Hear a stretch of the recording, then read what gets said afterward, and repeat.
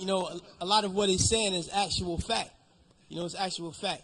Yet it also speaks to the environment in which we are embedded as young black males and females in this particular society. You know, hip-hop changing from positive to negative was not a consequence of history. It was not a circumstance of history.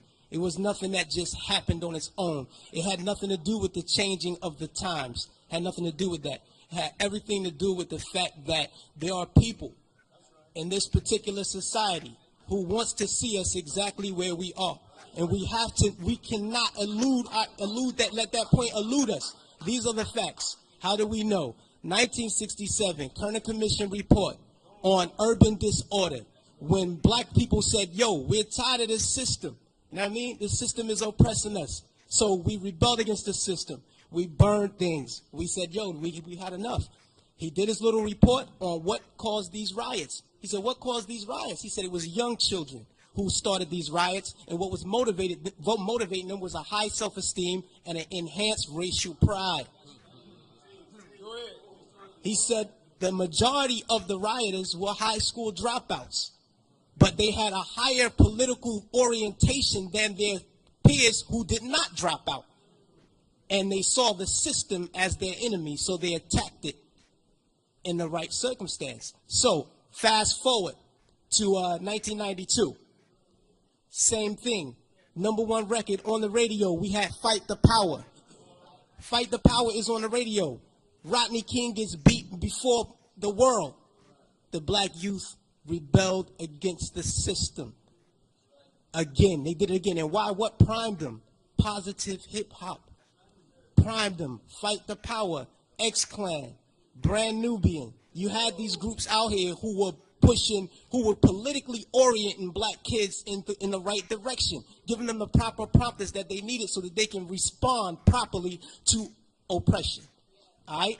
In 1967, when the riots happened, he saw that the self-esteem and the racial pride was fueling this. So he said, how do I bring that down so that they will not riot? And what he did, he flooded the airways with black exploitation movies. Nigga Charlie and the Return of Nigga Charlie. These were movies. Hip-hop didn't start calling people niggas. We had Shaft. We had Coffee. Black girl turned prostitute to do whatever. You know what I mean? But these black exploitation movies brought down the self-esteem and the racial pride so that the kids will not rebel against this system of oppression. 92, the racial pride was back in effect. We had black kids going to Dr. Ben Yuckinen lectures. We were spending our money to go see Farrakhan speak as opposed to going to a strip club. This is where we were. The most coveted article of clothing was a historically black college or university sweater. We were motivating children towards positive attitudes and lifestyles. And when Rodney King got the beating, heads responded properly.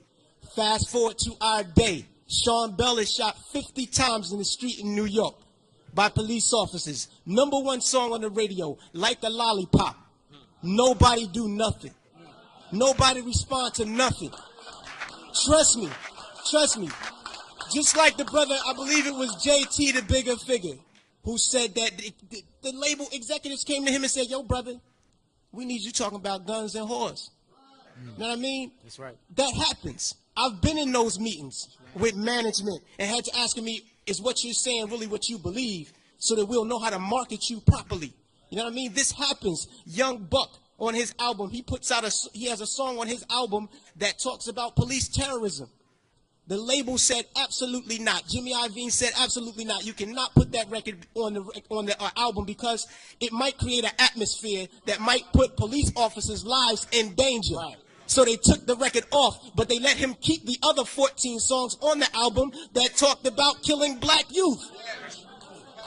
So this is what we're dealing with. We're not dealing with a circumstance or consequence of history. You know what I mean? The environment that we're embedded in puts us in a situation where we feel we have to maneuver and play the game and water our message down. You know what I mean? But no, what happened was they intentionally shifted the paradigm to get us exactly where we are right now. Right now, we're feeding the prison industrial complex right now. Our kids are going to prison because they're promoting these records. They're promoting these records daily that send us to jail. You know what I mean? It's cool to go to jail. You know what I mean? They glorifying these things. And it's not the black youth. We're in a position where we get, like the brother said, the choice. You know, he said, yo, I chose the positive.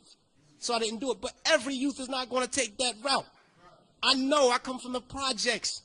Grew up in the projects all my life. You know what I mean? And we're not turning down $500,000 to say nigga. We're not going to do it because we won't turn down 200 to take a package of crack from one corner to the next. You know what I mean? We living in a state of poverty and want of all things. So it's hard for us to make that. Our judgment is clouded. And they knew that the judgment would be even more clouded if they took groups like X-Clan off the radio. This is just what it is. And until we start to deal with the environment that's shaping the behavior, we'll never get to the next level. We have to confront that. Peace.